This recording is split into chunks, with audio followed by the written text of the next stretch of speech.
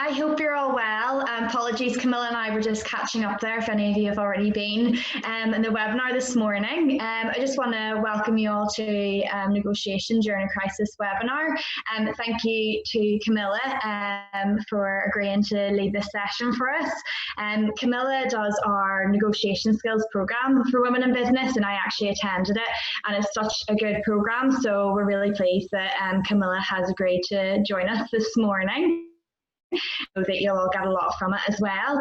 I just wanted to remind you about a couple of the events that we have coming up. So we've got our networking tomorrow, and that'll be at 10 a.m. with Roseanne, who's actually joined us in the webinar this morning. And then there will be one at 2 o'clock, which will be with Roisin McDermott. Roisin supports us with Yes You Can, so that session's dedicated to entrepreneurs. So it's a really good way for you guys to, meet new people, share ideas, and it's just really comforting to be able to have a very relaxed kind of space for you to kind of tell us a bit more about your business as well. And then on Thursday we have our wellbeing session, and this week that is with parenting coach Kai Graham. So I know a lot of people have talked about how they're adapting to working from home as well as homeschooling, having the kids there, whenever they're wanting to meet their friends. So I know there's a lot of challenges there. So Kai will be on hand to support you with that on Thursday. And then we'll finish the week off with a bit of fun, which will be our Women in Business quiz night. And that is with Emer McGuire. So Emer's amazing. She is a science communicator, and she's a radio presenter as well. Previously, I was on the quiz a couple of weeks ago. She did live music, which was amazing as one of the rounds. She did impersonations. It's really good fun. So definitely get a few people together, and I hope you enjoy that too. And then next week our webinar will be with Andrew Toogood, and that will be communicating in a virtual world.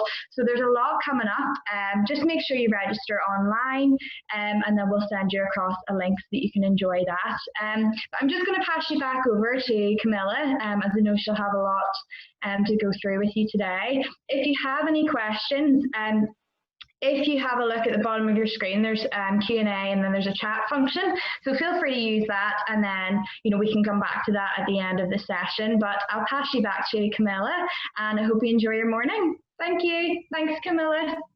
Well, thank you very much, Nikki. And might I say, Nikki's probably been our top student from the negotiation skills course, because she did manage to negotiate a very favourable rate for this morning's webinar. And I think it had a 0 attached. So Nikki, definitely those negotiation skills were very well honed. Delighted to give my time for this session with Women in Business this morning. You are all so very welcome. I see so many familiar faces popping up on the attendee list here. So I'll give you all a big virtual wave. I have a lovely slide sitting here in front of me, and look, in the midst of what has been a tremendously difficult time, I do hope that all of you online here, that your families have been safe and well throughout this crisis. No question that it's been an anxiety-inducing time for a lot of people, but I do hope that some of you have managed to take advantage of perhaps a little bit more free time than you might normally be used to, and to have taken that time with the family. We will talk a little bit about needs and wants during this session, and I do have this photograph up of a family enjoying a beautiful woodlands. The weather has been glorious during lockdown, and that is some small consolation. I am certainly somebody who practices gratitude every single day. I'm delighted that Neil is online with us today. So Neil, thank you very much for facilitating and keeping us right. I will be in full-blown delivery mode today, so Neil will be keeping an eye to make sure that you're all looked after. If you've got questions, or if you've got queries, or if something pops into your head as I go along, please do pop it up on the chat, and Neil will be keeping track of that as we go through the session today. What I would like to get started with is get a little bit of an understanding of who we have in the room with us. So Neil, if it's all right, if you don't mind popping up our first poll, just to get a sense, so that everybody in the room here can get a sense of exactly who is with us today. I know I have the attendees, but for other people it'd be nice to know, are you self-employed? Do you work for a company? Do you work for a charity? These will all be different negotiation situations that you'll all experience. So if you don't mind taking a moment to pop an answer in there, that will help us all to know who's with us today. I have this sign up on my door today, and I pop this on because I wanted to perhaps warn you that regardless of what I do to try and protect myself during these online recorded sessions, you may well end up meeting my family. They may march in and out and bang doors and have cups of tea and coffee and the whole lot of it. So who knows who we'll actually see. So yeah, so far we have most people here are actually working for a company, some of you self-employed. Those of you who are self-employed, that is where I am sitting, and I know that has certainly hit all of us very hard in terms of revenue streams and trying to find a direction forward. Those of you in a company, I have worked with so many people since this crisis hit, and I know there are difficult conversations that you're having day and daily with employers, with suppliers, with creditors. So I do hope some of the things that I talk about today will be of interest to you all. I suppose one of the things that we probably need to talk about up front is recognizing that barrier in your head. What is it that is holding you back when it comes to negotiations? I'm going to talk through a few ideas today, and as women, you know, we do have a natural predisposition to being really fantastic negotiators, but there are barriers that prevent us from fulfilling that potential. So Neil, if you don't mind popping up that second poll, that would be great, to get a little sense of how you feel about negotiating. The thing about it is, recognizing what that barrier is in your head is the first step towards becoming a better negotiator. I have 3 examples up here. Perhaps find one that is the closest to what you feel. This may not be exactly you, but it does certainly represent the mindsets of a number of people that I work with when it comes to negotiation.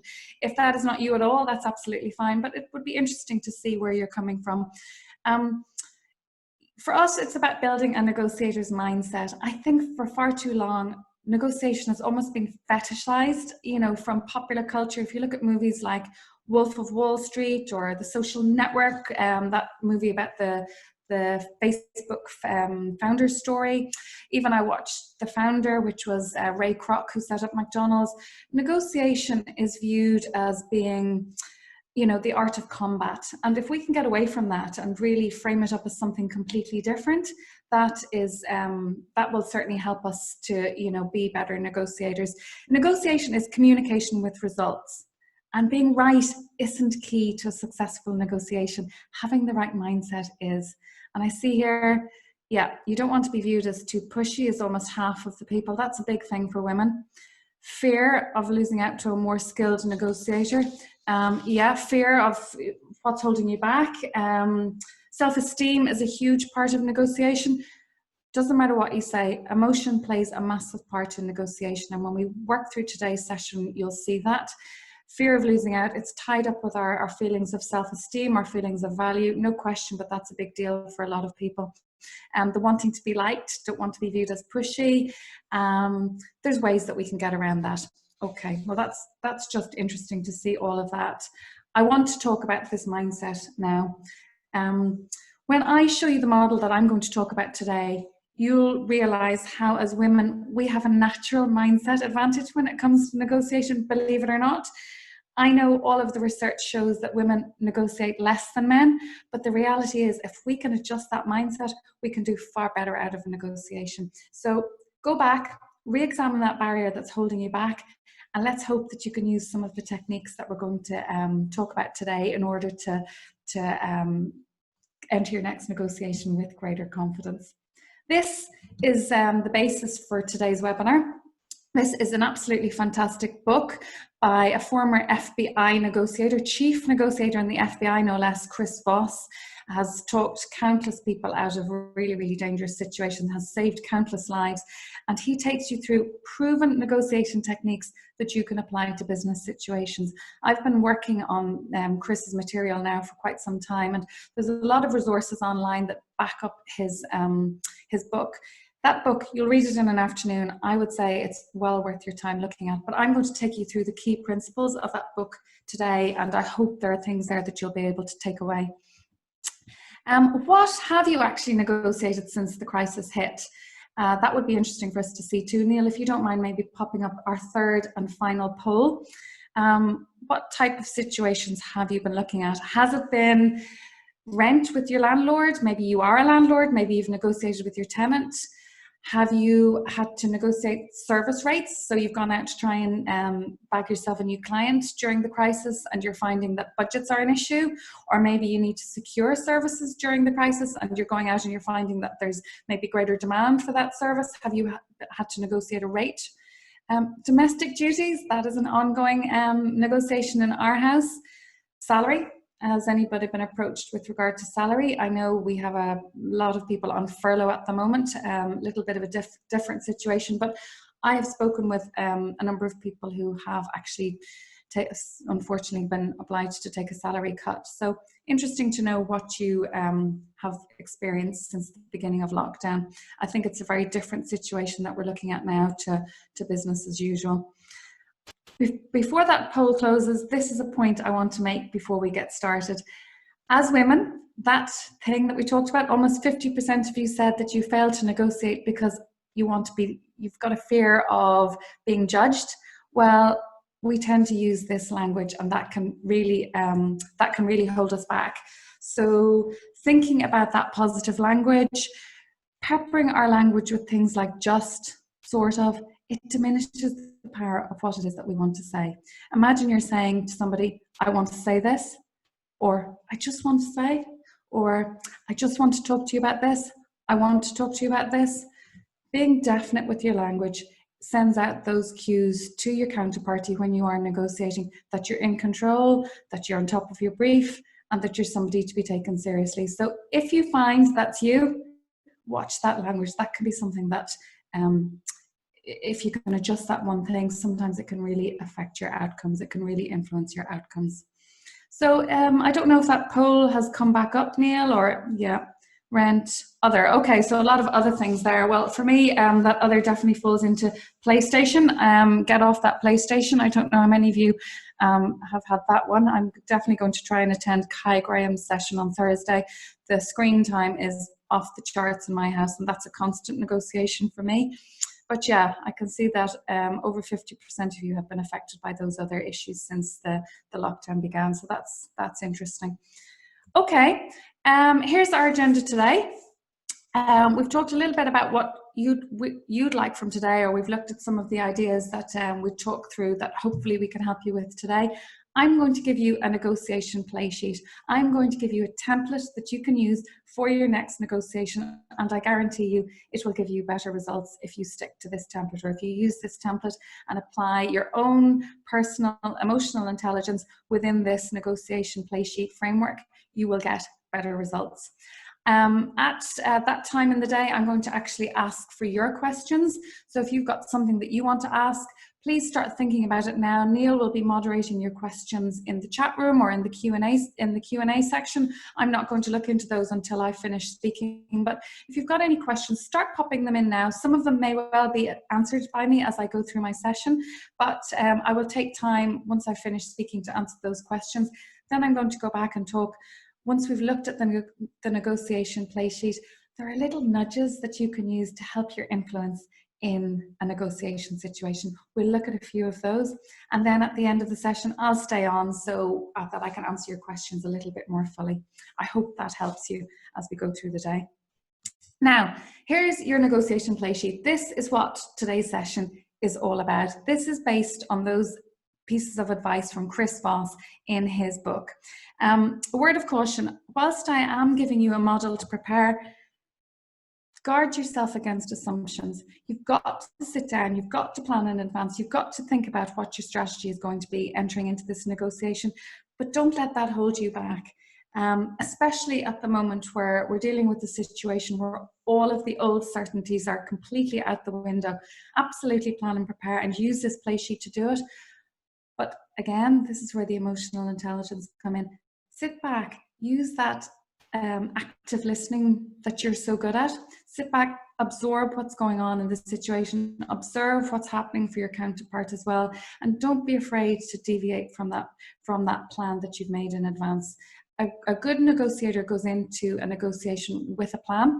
A great negotiator goes into a negotiation with a plan knowing that they're going to uncover surprises. So watch those assumptions that you might make. We do have a tendency to listen selectively, and so that old confirmation bias can kick in If you go into your negotiation with assumptions, sometimes you only hear what confirms those assumptions. Make sure that you're listening in the round and that you're trying to pick up on all of the nuances that are going on for your counterpart in the negotiation. Unlike so many areas of our life, there is no right in a successful negotiation. If your business has been badly affected by COVID, for example, you may well go into that negotiation with a very pessimistic assumption base for what it is that you want to achieve. Yet you may find that you're speaking with a business that's actually doing quite well, at this point in time. If on the other hand, your business is, suddenly seeing a huge uptick in demand, you may not appreciate the difficulty that your counterpart is experiencing. So test those assumptions with a trusted network before you go into your negotiation, and be ready to pin back the ears and listen in the round, actively listen to what's going on. After all, remember that no plan survives contact with the enemy. Right, so first things first, in this whole scenario, looking at the different steps. First of all, you've got to make a plan. Secondly, you've got to get on the same page as your negotiator. We're going to talk about summarization techniques there. Thirdly, prepare your accusation audit. This is where you really put yourself into your counterpart's shoes and think, right, what are they going to say to counteract what I'm saying here? Fourthly, get them talking. Get an open dialogue. Like I said, there are surprises in there, and sometimes we march in with all these assumptions and we've got a clear path to the end, but actually get them talking. You might discover new pieces of information. And what's the package? Look, a career is not based on a salary. A contract is not always based on that number. What can you look at as a bigger picture if you're finding that the numbers just aren't stacking up? Is there something that you can look at as a package that will help you to come out with a good outcome? Right, so step by step. First things first, make a plan. I know that from the attendee list, I see that we have a number of coaches, career coaches in attendance. For you guys, this is where it begins and ends.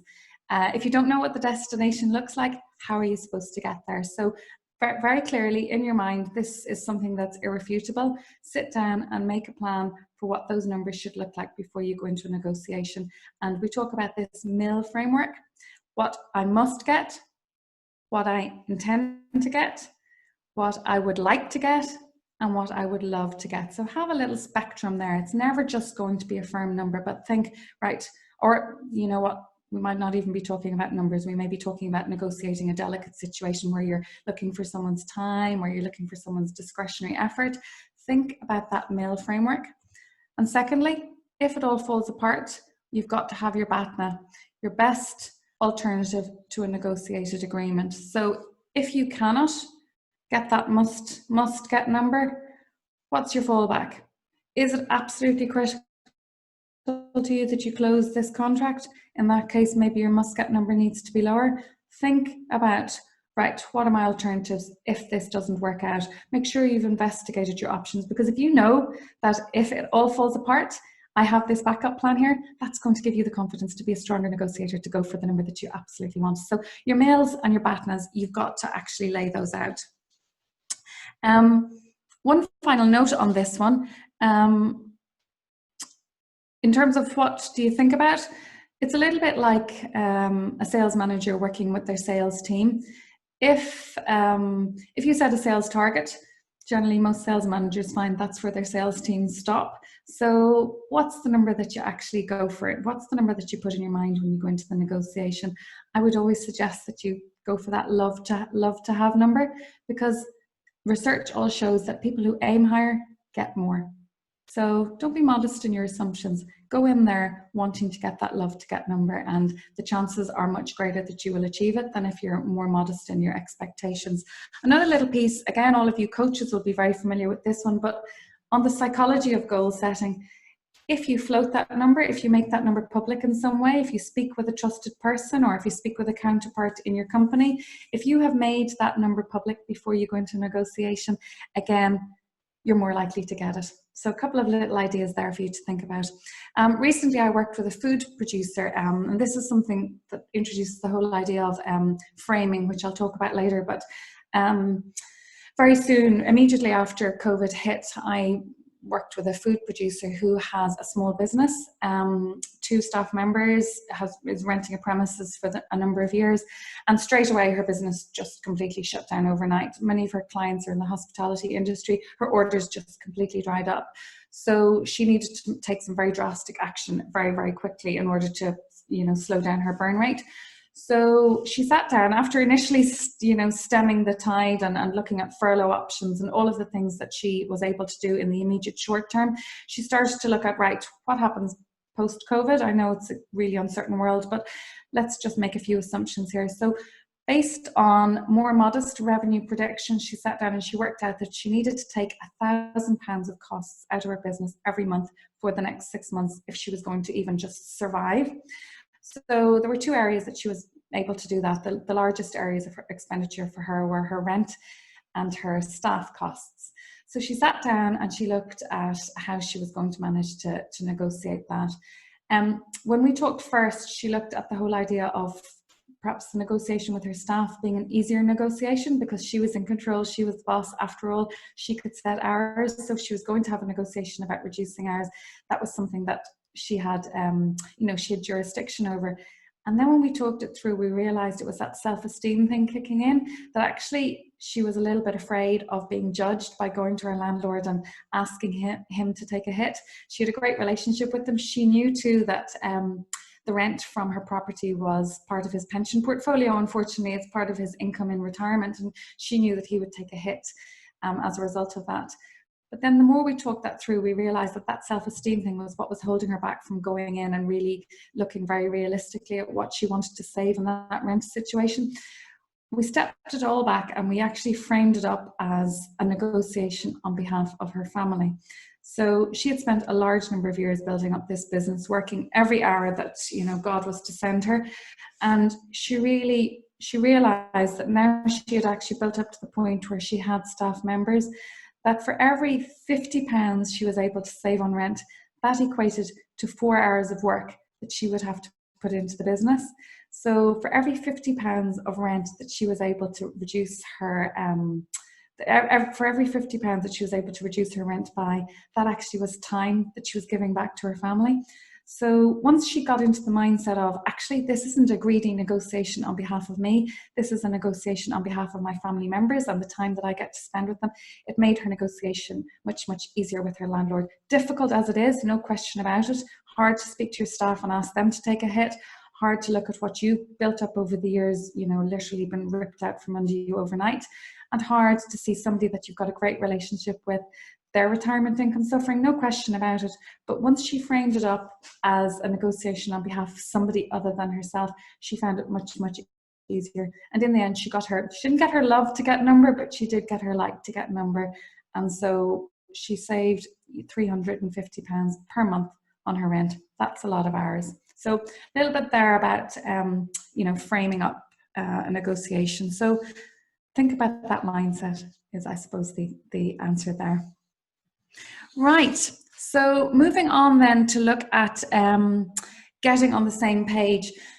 This is where you sit down and you offer a summary to your counterpart of how you see the situation going. Now, so many people go in here and they're great at, this is what I want from the negotiation. Actually, the really, really tactical negotiators here will look at this negotiation from the point of view of their counterpart. Why are you even here? What is it that you want out of the situation? What is it that your counterpart wants out of the situation? If you can open your negotiation with a summary of how you see things, then at least you've done something to try and get yourselves onto the same page. Little word of, I suppose, conversation around this one. The chances are, it depends on who you're dealing with. You'll either get yes, yes, yes. And if you hear yes, little word of warning, there are 3 types of yes. And unless you're getting a commitment yes from them, that yes may not necessarily be yes. There's the counterfeit yes, which is the yes to say, it's easier for me to bat you off and say yes to you because I don't want to say no. Again, remember your counterpart may also be feeling like they want to be liked. Or you may actually be getting a confirmation yes, which is, yeah, I've heard you. Doesn't necessarily mean that I agree with you. So that yes situation, when you deliver your summary, may not necessarily be the pathway to understanding that you see it as. What if they say no? You've gone to all the bother of thinking through the situation and they say no. Actually, sometimes a no can be a better response to that summary, because actually by your counterpart saying no to you, they've actually laid out, they've actually created a circle of trust, really. What they've done is they've said, I don't agree with you, and they've provided a basis from which all the negotiation can start. So actually, you've given them permission, you've given them control of the situation, and that can really help to open up trust in a way that some of those counterfeit yeses just don't. Well, if you don't necessarily want to hear yes, and if no is actually not necessarily the bad thing that so many of us assume, what are the two words do you think that actually you do want to hear by the time you finished your summary? Well, the answer to that is, that's right. So if you hear that's right at any point in your negotiation, what's happened there is your counterpart has committed to what they've heard, they've taken it on board, and of their own free will, they're agreeing to it. So listen out for those words. When you hear that, you've struck gold. You're on the same page as your counterpart. Next thing, accusations audit. Right, you've sat down, you've done your summary. Here's where my negotiation is starting from. Now they're going to come straight back to you, and what sort of things are they going to say to you? Think through what their response is going to be. You're being unfair. That is so greedy. I think that's way too much. I can't possibly agree to that. It's completely unreasonable. Think of all the things that they're going to say, list them, and then write down how you might come back to that. Remember, preparation is going to help you with this one. So if you put yourself in their shoes, this is all about that tactical empathy that we as women are so good at. So again, take advantage of where our strengths are and think this one through, because if you've planned for those accusations, when they come, as they inevitably will, you'll be far better able to deal with them. So think that accusation audit through. Next thing, label them. So what I've heard you say is, I think it sounds to me like you're angry with what I've said. So put a label on what it is that they've come back to you and said, you're being completely unfair. Well, it sounds to me like XYZ is important to you. It sounds to me like it would be easier if we developed something in this way. It sounds like you're reluctant to take this suggestion on board. Put a label on it. Once you've put a label on it, it's the elephant in the room. It's out there in the open, and it's far easier to deal with than if it's sitting in the corner unacknowledged. In fact, you just won't get to the end of your negotiation if that elephant in the room doesn't come out.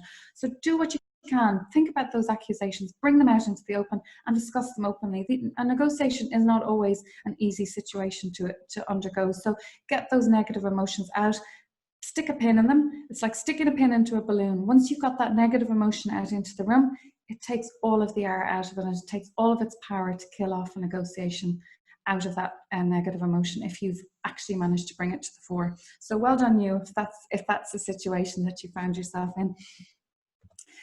Next thing, get them talking. This is where the active listening piece comes in.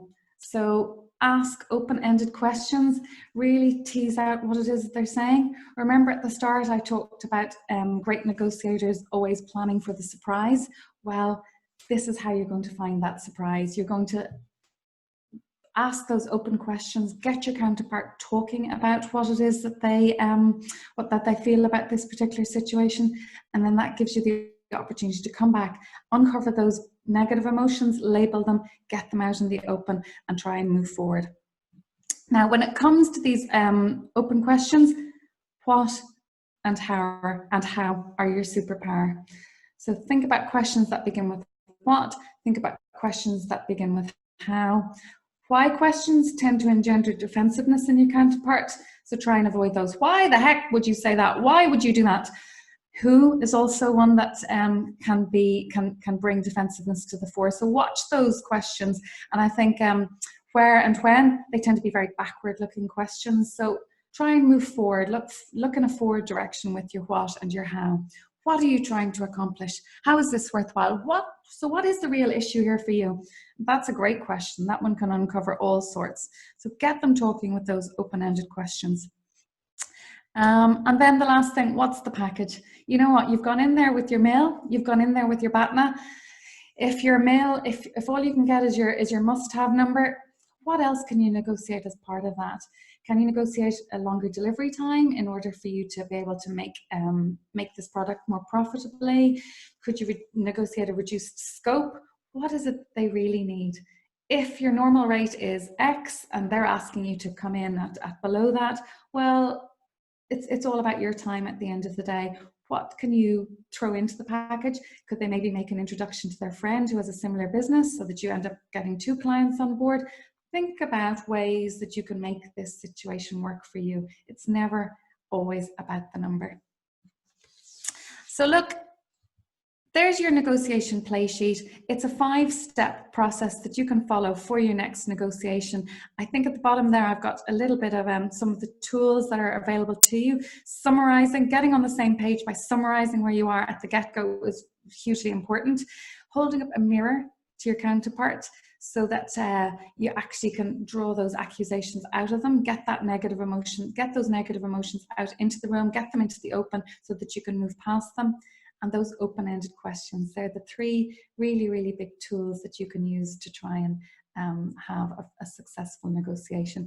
They're all based on Chris Voss, former FBI negotiator's toolbook for successful negotiations.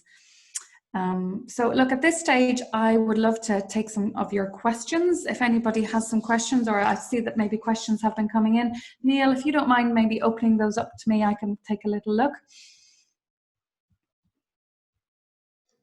Yeah, I don't know if you can see it on screen there, but we've had a question, just any tips for email or Skype chat negotiations? So really negotiating virtually at the moment. Yeah. Look, I'll probably move on to that one towards the end of the session. I have a little piece around, look, that's your negotiation play sheet. These are the tools to help you to prepare, things to think about in the moment. There are little influence nudges that we can look at, and part of it is that body language piece. So I'll move on to a little bit around that next. Does anybody have any other questions that, with regard to a negotiation that's maybe going on at the moment, or anything that you'd like to kind of tease out? One question just came in here from Danielle McCormick. So Hi, Danielle. You've had the conversation, you understand need, they understand your offer, but how do you actually close the deal? Right. You know what, Danielle, I think that one is one that possibly needs teasing out. If you want to stick around online at the end, we could chat that one through. Probably need a little bit more information. I think what you're talking about potentially is something that's stuck in the pipeline there. How do you build up the urgency with that person? Have their needs potentially changed? What do you think is maybe one big piece of your offer that's going to really help them? Businesses at the moment, at this particular moment in time, many businesses are in survival mode. So if there's something, there that can help them in the immediate short term, that's definitely going to be a key to unlocking that. If there's even, so we talked about that package thing, if there's even some way that you can negotiate something with them where it's to your benefit as well as theirs, not necessarily in, them writing a check right now and moving forward. Do you want to maybe negotiate a payment term? Do you want to maybe negotiate some other value add that they could give you in order for you to be able to get that going right now? Look, there's probably, it's probably a little package and building up of urgency there, but we could maybe chat about that towards the end. What if you're desperate? Yeah, look, that's the situation we're in at the moment. In a negotiation, people say, I want this, but actually what it comes back to is needs. And we look at Maslow's hierarchy of needs. I think many of you will be familiar with that pyramid. The hierarchy of needs starts with subsistence. Gosh, I have a list here. It's gone out of my head now. Of course, it always does. Subsistence, safety. Then we move up into self-esteem. And then at the very top, self-actualization. I've left something out there. But look, in a hierarchy of needs, it's not necessarily the case that the baseline need is at the forefront in a negotiation, but at the moment, if you are in a desperate situation, as many of us are, so many of us have literally sat and seen our entire order book disappear in the space of a day. That is probably about going back to your Mills and your BATNAs and looking and saying, right, the best alternative to a negotiated agreement here is the term that we've been hearing for a long, long time, unfortunately in the UK, has been no deal is better than a bad deal. In this particular situation, you don't have to look after the needs of multiple conflicting parties. The only one party in this deal that you need to think about is yourself. So go back, look really hard at your mills, look really hard at your BATNA, your best alternative to a negotiated agreement, and go out there and get that business in the door if that's what you need to do. Sometimes, you know, you may be able to negotiate maybe an introduction to somebody in order to justify rate drop, but I definitely think we're looking at the subsistence need, actually the ability to make some kind of a living for yourself at the end of this situation. No deal is better than a bad deal is something that has been drummed into us now, and I'm not sure that that's necessarily the case. Go back to your mills, go back to your BATNAs, and really look very hard before you go into that negotiation situation and decide what works for you. Could you say a little bit more about making it public before the meeting? I'm not sure, Mary, what that question means, but I wonder, I suspect what you're talking about there is socializing an idea. So I may have picked this up wrong, but mostly when we go into a negotiation, it's not like you're meeting your counterpart for the first time. You've probably had a couple of meetings to kind of explore needs, to work out, you know, what it is that they want, to see how you would be a good fit. And when you're actually getting to the point where you're proposing the price, you may be sitting, you know, in front of a panel of people. It brings me back, it's something in sales where we talk about 90% of the sale or 90% of you closing that deal happens when you're actually not in the room. So a number of people in that organization will influence the decision. There may be just one decision maker, but there will be a number of decision influencers that come on board in order to get that deal through for you. It's very often about finding advocates, finding people who will sell you into your counterpart's company, to sell you to that decision maker. So absolutely making it public before the meeting, socializing your ideas, making sure that you've got buy-in from anybody who will influence that deal is absolutely critical to you coming to the table. Most of the time when it gets to the negotiation situation, it gets to the rate negotiation situation, actually they've bought into your service, you know, already. So that number is actually, so many of us think that a negotiation hangs on price, but actually that number is often the product of all of the work that we've done beforehand. That goes back into Danielle's question as well. What if you're dealing with the big guys and they know they're doing you a favor? Again, I think in that situation, it comes back to your preparation. Sit and examine the situation. How badly do you need this work? How badly do you need this work? What's your best alternative to a negotiated agreement? I think you probably do need the work. I think in this situation, the power lies with them. Have a little look at what it is that the value that you're bringing. Are you helping them to solve a huge headache? Are you helping them to save money? Are you a pathway to them actually making money? I know I spoke with a printing company recently, and actually they're hugely busy because of the number of outlets at the moment that are having to print up social distancing signage and getting their premises ready to reopen. So actually, even though they're the small player, they have got a surprising amount of power, because actually for them lead times are really, really big. So go back. A negotiation does not always hinge on a number. Go back and look at all of the external factors there and see if there's an opportunity for you to look at the overall package for your negotiation. Ruth, will it not be better to make the questions in step number 2 to know more? Absolutely. I suppose this goes back to what I've been talking about. We're not usually walking into a situation where we're walking in completely cold. Generally, we would have a reasonable degree of understanding of the situation, but there may well be situations where you're walking in to meet somebody for the first time. You know that you've got a service. If they're meeting you, if they're calling you, they have got a need. I would float your assumptions against somebody in your trusted network before you go into that situation, to make sure that you're not making false assumptions. Find somebody who knows a little bit about that industry and summarize as best you can before you go in. But actually, generally, going into a negotiation with that summary laid out in front of you makes it really clear to the counterparty who they're looking at, and what your expectations are, as well as helping them to clarify what theirs are. If you've got it completely wrong, they will tell you, and then you will gain valuable information, and that will only help your negotiation. If you don't get it out into the open, there's all this other hidden stuff in the corner. And look, nobody's ever going to say yes and sign on a dotted line unless they really believe it from the heart. So getting all of those objections out into the open is actually critical for your negotiation. What was my best negotiation and why? That is such a good question from, I don't know who you are, anonymous attendee. This is a mindset thing. I think for me, negotiation is, it comes down to mindset. I will sit down and I will prepare for a negotiation. I'll do my mills, I'll do my BATNAs, I'll prepare my accusation audit, I'll do all of those things, but actually 100% it's a mindset. And my best negotiation probably goes back to when I was 29 years of age and negotiating a new salary.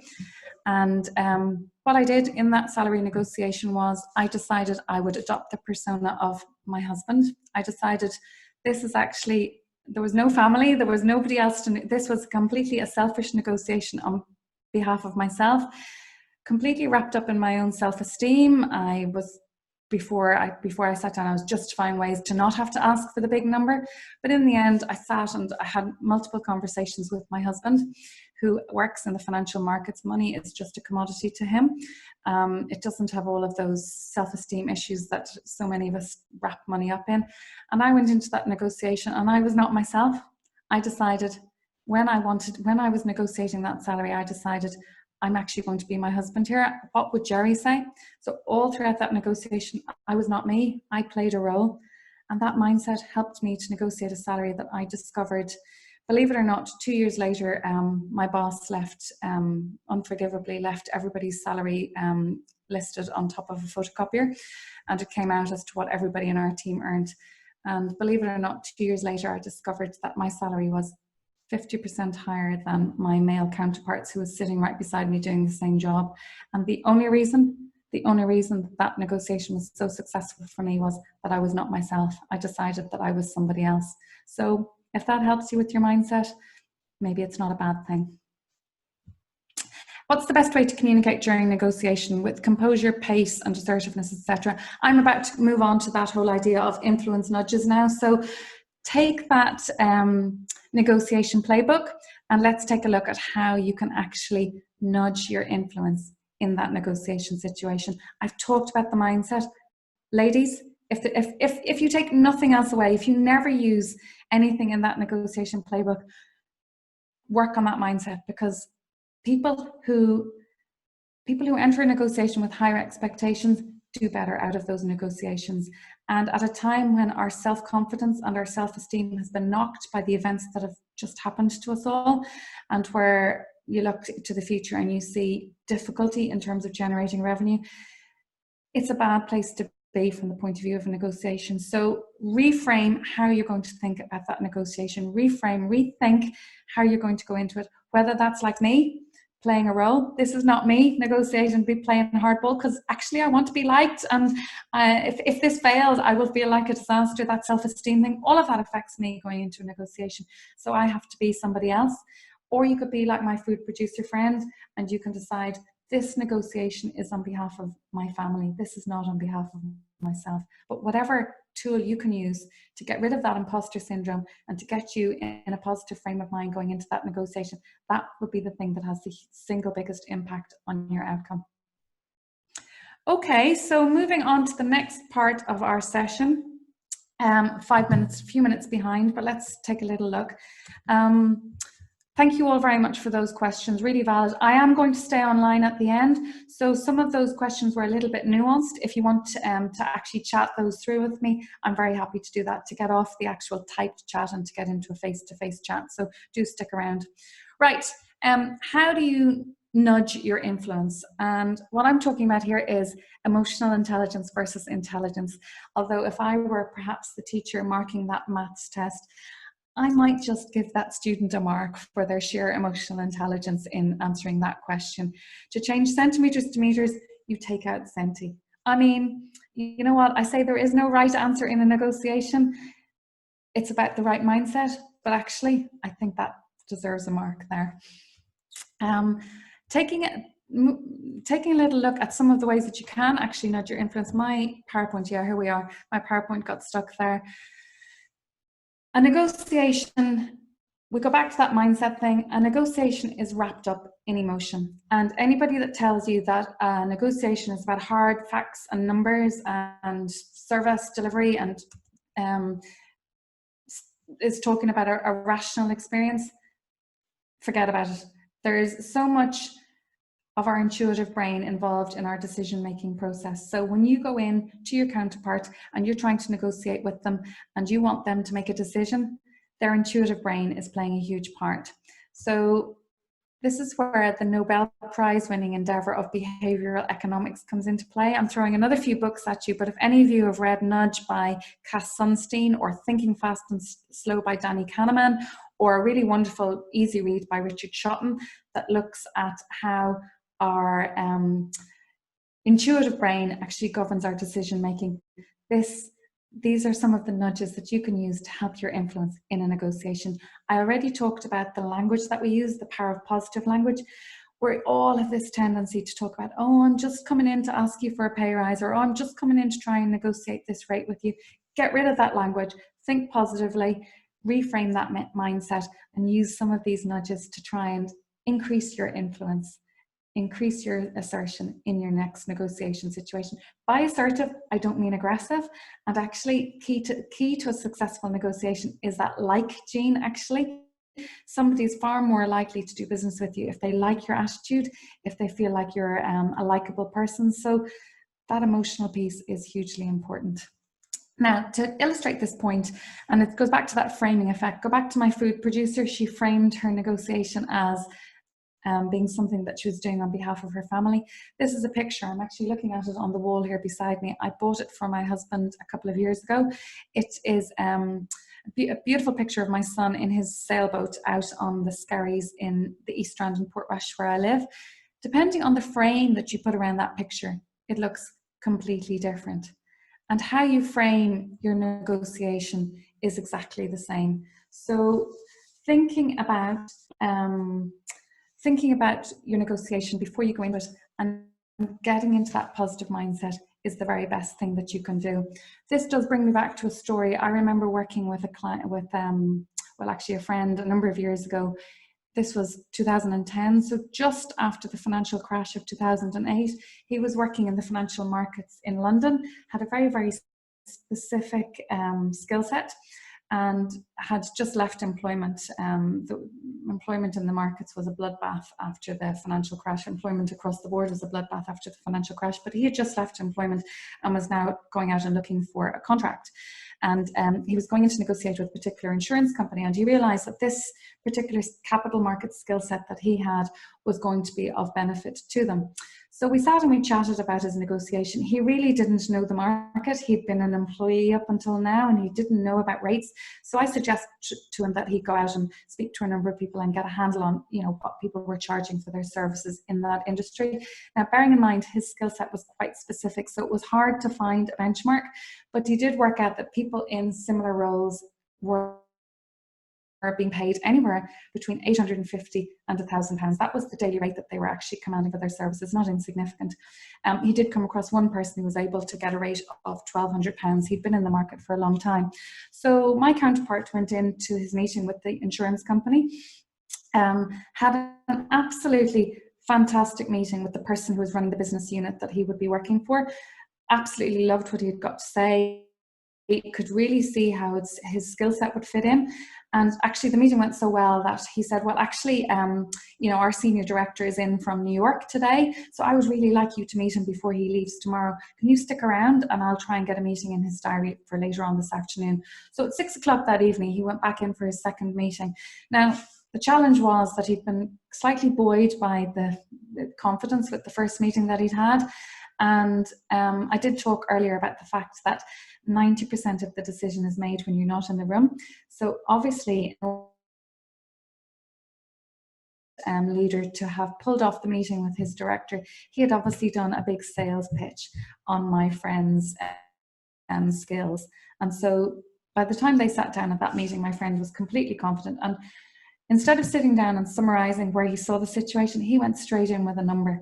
And he asked for 1,500 per day. Literally 10 minutes later, that meeting was over and he was out the window. So out the door. So no, he wasn't out the window. He wasn't out the window of that high-rise building, but he was out the door and he never got invited back. It was probably 2 years later he met the guy at a social event, and actually what had happened was he'd embarrassed him. So he had gone in and he had framed the negotiation too high. So if he had summarized, taken that director, the New York director, through how his skills could benefit him, the chances are that he may have even pulled off that high rate, but he went in straight away and framed it wrong. So, that negotiation completely disappeared out the window. So remembering our food producer earlier, she framed her negotiation on behalf of her family. That was a valuable thing for her to do. So framing, hugely important. How you frame the negotiation with your counterpart, how you set expectations. I do think that summary piece is very, very important. Right, next thing, I've got a lovely 1970s disco image here, and this is something that I talk about. It's words, music, and dance. And there was a question earlier about how do you conduct yourself on a Zoom call. At the moment, this what word, music, and dance refers to is the whole idea of your words being part of the impression or the perception that the other counterparty is picking up. The other part being your vocal tone, how you can adjust your vocal tone. One of the things here that Chris Voss in his book, the Negotiator's Mindset book, talks about is the late night FM DJ voice. And so for me, I don't know how many of you listen to Downtown Radio, but my friend Caroline Fleck, not to be confused with the tragic circumstances of Caroline Fleck, TV presenter earlier in the year. Caroline Fleck presents the slot between 10 and 2 on Downtown Radio every day. Her voice is like a warm blanket that wraps around you. So I often think about Caroline Fleck's voice when I go into a negotiation, and how can you use your vocal tone to wash over the other counterpart so that you've got this warm, mellifluous voice that just encourages them to come with you, that encourages them to buy into you. Your vocal tone is hugely important. And the last thing being your body language. So in many ways, negotiating over Zoom is more of a challenge because we don't have the overall body language cues to read, but what we do have is our smile. And also what's to our advantage on a Zoom or on a video call is actually your counterpart is looking at you, and they're not distracted necessarily by other people in the room. So at the moment, you're fairly well assured that anybody you're dealing with is working in isolation, so you've got their full attention. So get that smile onto your face, get that vocal tone working in your favor, and then they'll listen to your words. This is a study that was done a number of years ago that shows you the importance of your vocal tone and your body language in terms of the impact of your communication on your counterpart. Your words account for a measly 7%. The vocal tone, that Caroline Fleck voice, that beautiful FM DJ voice, 38%, and your body language and your smiles, it's 55%. So dial up on that warm body language, dial up on that warm vocal tone. This is something that me, as a naturally assertive person, I've really had to work on that. I have realized that actually the words that have come out of my mouth have been very benign in their intent, but because the tone sometimes that I've used has not matched those words, people pick it up wrong, or well, they pick it up the way they pick it up, but I have delivered it wrong, more to the point. So if you think too about, you take a sentence like, what would you like us to do about it? Well, what would you like us to do about it comes across as defensive. What would you like us to do about it is curious. The exact same sentence delivered in a different way has a different meaning. So think very hard about your music and your dance, as well as the words that you're preparing. The single biggest problem in communication is the illusion that it's taken place. Never a truer word spoken, George Bernard Shaw. This comes down to the whole idea of active listening. Remember, I talked to you at the beginning. Put together that plan. Absolutely sit and map out what you want out of this negotiation, but don't be afraid to sit back, Throw out those open-ended questions and listen. Really, really take on board what your counterpart is saying to you. We have 2 ears and 1 mouth, and in your negotiation, really, for you to get a good result, your counterpart should be talking twice as much as you are. So sit back, ask those questions, uncover the information, and don't be afraid to adjust your plan if new information comes on board. Going back to that printing company that I mentioned, you know, their price for their signage is X, but when they discovered that delivery time was critical, you know what? There are 2 approaches that you can take to that. I know there are companies out there in the coronavirus, during the coronavirus crisis, that have decided that they will deliver their services on a cost recovery basis, simply because it's the right thing to do. And you know what? If you have the power to have a service right now that people are willing to pay for, you've got the ability to make that decision. It's a decision for you to make. You have got the ability to lock in perhaps a higher profit margin than you might normally lock in. And if that's something that you feel you need to do to generate the future sustainability of your business, because this particular moment won't last forever, look, nobody's going to judge you for that. That's what you need to do for your business to survive. If, on the other hand, you feel like this is something you want to do on a cost recovery basis to help another struggling business, you go ahead and do that. That's a decision for you to make. But my counterpart in her printing company realized that actually, compared to other printers in the vicinity, their delivery times were much, much quicker. They were able to, you know, get their clients serviced their turnaround much more quickly, and that was important to their clients. So she was able to preserve her rate at what is a very difficult time for businesses. So pin back the ears, listen, take all of those cues on board, and don't be afraid to adjust the plan. This is a slide that talks about some research that was done in the medical industry as to why doctors, believe it or not, actually fail to listen when they're diagnosing their clients. And it comes down to 2 things. One is the desire to retain control. We have this misperception that actually by asking a question, we're giving control away. Nothing could be further from the truth. You're actually giving the illusion of control to your counterpart, but actually it gives you time to sit back, reflect on what's going on, listen to what they're saying, and adjust your position. Because if you're the one doing all the talking, you know, you can't walk and chew gum at the same time, or at least I certainly can't. So allow them to talk so that you can fine-tune how that negotiation will proceed. The other reason why we fail to listen is we feel like we have to talk and show them that we're so very knowledgeable, that we are competent, we're capable, and buy into what we're saying. Actually, nothing. What conversation have you had where somebody sat and talked at you? Was it ever enjoyable? People love talking about themselves, so let them talk about themselves. It'll enhance that likability factor for you, and ultimately will lead to a better outcome. So they are some ideas that I hope were helpful for you. I think on that whole idea of listening, there is a fabulous TED talk by a chap named Julian Treasure. It gives you an actual listening model that may be helpful for you. If you find that listening thing, which for me it is, I'm always dying to jump in half the time in a conversation. If you're not talking, you're thinking about what it is that you're going to say, that may well help you in that, you know, help you with your listening approaches. So look, at this stage, I've come to the end of my the delivery part of the session. I will stick around to answer some of those questions that you have, and I think Neil will be able to open up the mics, and we'll be able to have maybe a bit more of a conversation. Thank you so much to Roseanne and Nikki and the entire team at Women in Business for allowing me the opportunity to come on and talk to you all this morning. Challenging times for us all. The playbook, I can't tell you enough how much it's helped me over the years. It's something that I very, very strongly suggest that you adopt for your next negotiation. It will help you. Thank you very much also to Neil and to Catherine from ND Events for facilitating the webinar today. In terms of what's next, if you like what you've heard today, at Bespoke Communications, we are in the process of digitizing our delivery. I think it's something that we need to look at into the future. Face-to-face events are probably a little while away, so we have now started to build out an online delivery platform, fantastic new platform called Stream.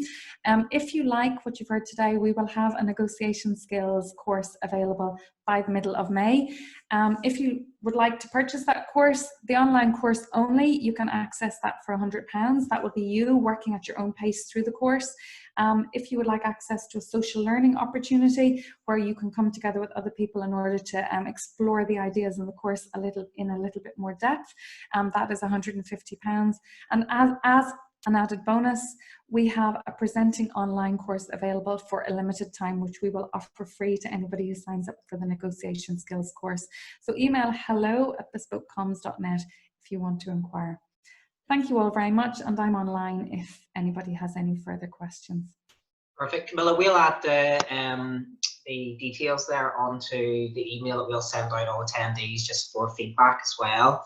I suppose if anyone wants to ask a question, feel free to put it into the chat function, or there's a function that you have there, a button, raise your hand, and if you raise your hand, I can access your microphone, and then you can speak directly to Camilla if you wish. Just some feedback there is coming through in the chat to say thanks very much. Some people are just having to leave to go to other meetings. Roseanne said brilliant, very informative. She's actually entering negotiation with a number of sponsors, so that's been very, very useful. And the same with Shirley Walker and Quick Golden, all saying thank you very much. Yep, lots of thanks. A question I think actually has come in. Oh, it's from Mary Mallon, just a comment, absolutely brilliant, so practical. Thank you. So that is great. If anyone does want to speak with Camilla directly, just raise your hand. I have Mary Mallon here actually, so I will just come here quickly and allow Mary to speak here, if I can find her. Hi there, Mary, can you hear us? She's muted, Neil, as far as I can see. Trying to unmute. Yeah. Oh, there's Mary now. Hi. Hi, Mary. Hi. No, actually, it wasn't actually a question. I was just wanting to say thanks a million. It was just so practical. I wonder, you know, one of the things that's gone through my head is, you know, practice makes perfect, I think, with these skills. Yes. And in the online course with the social learning, are you planning to have an opportunity where people could actually practice them? That's what the social learning piece is about, Mary. So the online course, it's a great question. The online course will step you through a framework, and you know, it'll delve into a little bit more detail in some of the on some of the ideas that I have discussed today, and give you some practical examples of how other people have used those techniques. But the social learning piece gives you the opportunity to pair up with other people and practice them.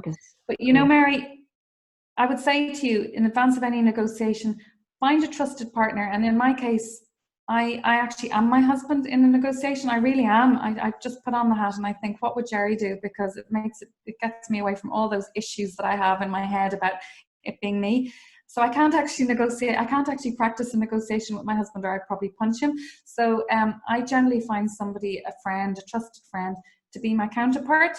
I explain the situation to them. It's never the same, but even just role playing, when you hear the words coming out of your mouth, it can be so helpful. It really can when you get into that situation.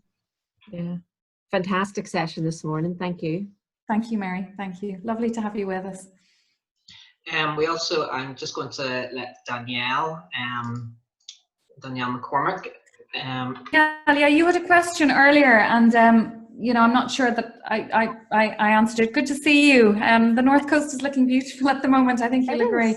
It is lovely. No, thank you so much, by the way. That was fantastic, and so much of what you said really resonated for me. But the question was more, a lot of my negotiation is over a cup of coffee, where it's like a one-to-one meeting and you're sort of talking about your offering.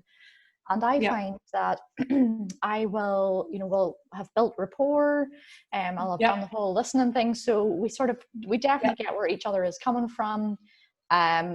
At that stage, it might just be sort of like the first stage. So money may not have been met or discussed in any great detail. But then I get to a stage where I'm like, okay, so we've done the talking and listening and we know each other's offers, and then that's it. And then I kind of fail to shut that down, or, you know, I guess that we both end up walking out of that coffee shop or wherever it is we are, and then it sort of falls down a drain somewhere. Yeah, it sits in the pipeline. Everybody in sales has those pipeline killers. They really do. Your pipeline's just clogged with people who look like such hot prospects, but actually just never convert. It tends to come back, in my experience, to building up the urgency in that initial stage. So when you're sitting with your counterpart, go back to that 5-stage model and really get back to that preparation piece. So we're not talking about the bit where you're actually sitting with them and doing the rapport piece and all of that. Go back to the point at which you're looking at your mill, you're looking at your BATNA, and look at that accusation audit and look at the summary that you'll prepare. And there are 3 things to think of when you are trying to put yourself into your counterpart's shoes. And I do find that it can be really helpful if you can have a conversation with somebody like Danielle. You're a consummate networker and you've got a very strong network of trusted people around you. I know that. I think this is a time when you actually go to somebody in that trusted network, whoever it may, and I would be happy to be that person, but to phone them up and for them to give you what I call the bucket of cold water reality check. So you go to them and you say, right, I'm meeting a insert business here, you know, a retailer, an insurance company, a tourism company, whatever it is. You know, what is going on in their world? What does the external environment look like for them? What are the big pressures? What are the big headaches? What do they really, really need? And then making sure that at that early stage when you're having that initial discovery meeting, that actually you're speaking to that need all the time and you're asking open-ended questions to find out, actually really test your assumptions there. So if you actually say to them, right, here's what I do. I can, run a fabulous social campaign for you, or I can really help with your social listening. Have the courage. It's that idea of handing over, but have the courage to go, and how would that help your business? And actually what you're doing in the moment there is you're forcing them to think and go, yeah, well, do you know what? It'd be all right, or gosh, that would be so amazing, because I have this persistent problem with, clients who, I just can't keep engaged. And if I could do that, it would be worth £1,000 a month to me. And suddenly they've put a number on the value that you're offering to them, and you haven't put that number on it. They've put it on it themselves. So it literally comes down to building up the urgency and that initial offering, so that in their head, they can see you as either saving them money, making them money, saving them time, because time is money, or maybe they have a huge headache going on in their world. It could be a reputational issue. It could be that their customer service is shocking and the online chat about their business is really terrible, and that's really putting off potential customers. So you may be solving a reputational issue for them. But if it's one of those 3 things, if it's money, time, or a big headache that they've got going on, if you're solving that problem for them, and if you can get them in that discovery meeting to actually articulate it back to you, then I think you'll find that those pipeline prospects will convert more quickly. Okay, and is this something that I would pick up as well by doing the online course? We'll talk about building up the urgency. How do you do that? Yes. It takes courage. It takes courage, and it takes practice, and it takes role play. Okay. So again, what you have there, what your superpower is, that network that you've worked so hard on, that you've built up. So I would be going out to those women in your network, and I would be asking for their help in even for 30 minutes to role play a potential chat with a client, and let them do that. Unfortunately, it has to be somebody that you really, really trust, that would be willing to do the bucket of cold water. It can't be like your mom who'll tell you that you're brilliant, and no matter what you do, it's fantastic. It needs to be somebody who will introduce that friction into what it is that you're doing. Okay, thank you so much. That was brilliant. So, thank you, Danielle. Lovely to see you. You too. Take care. Bye-bye. Bye-bye.